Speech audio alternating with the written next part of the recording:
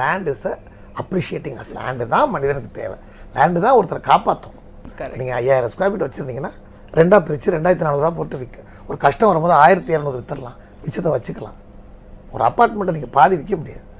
You have to sell the whole apartment. So இப்போ ஈஸியாக develop ஆகிட்டு இருக்கு. ஈஸியாக நான் அப்பார்ட்மெண்ட் வாங்கியிருக்கேன்னு சொல்கிறவங்க ரொம்ப கம்மி. லேண்ட் வாங்கியிருக்கேன்னு தான் சொல்கிறாங்க. ஆமாம். So that is the culture. அது கடைசி அங்கே தான் வருவாங்க. அது 20 கிலோமீட்டர்ஸ் தள்ளி இருக்குது, 15 கிலோமீட்டர்ஸ் பார்க்க மாட்டாங்க. they will travel because இப்போ traveling cars are faster, roads are broader, so time reduce ஆகும். 5 to 10 minutes travel பண்ணுறது 5 minutesலேயே போயிடுவாங்க. ஓகே. ஸோ அதுக்கு வழி கண்டுபிடிச்சிருவாங்க. Travelling fast. சில பேர் சொல்கிறாங்க ½ ஹவரில் என்னங்க, ½ ஹவர் போகிறது என்னங்க தப்பு அப்படிம்பாங்க. அப்படி அப்புறம் 1 ஹவர்ம்பாங்க. செங்கல்பட்டு ஓகேம்பாங்க. இதெல்லாம் காலத்தில் வந்துடும். லேண்ட் அல்டிமேட்டில் லேண்ட் இஸ் த வின்னருங்க. ப்ளஸ் இன்னொரு விஷயம் என்னென்னா, பை நேச்சர் மண் வந்து ஒரு அப்ரிஷியேட்டிங் அசெட். கன்ஸ்ட்ரக்ஷன் பில்டிங் வந்து ஒரு டெப்ரிஷியேட்டிங் அசெட். கரெக்ட்.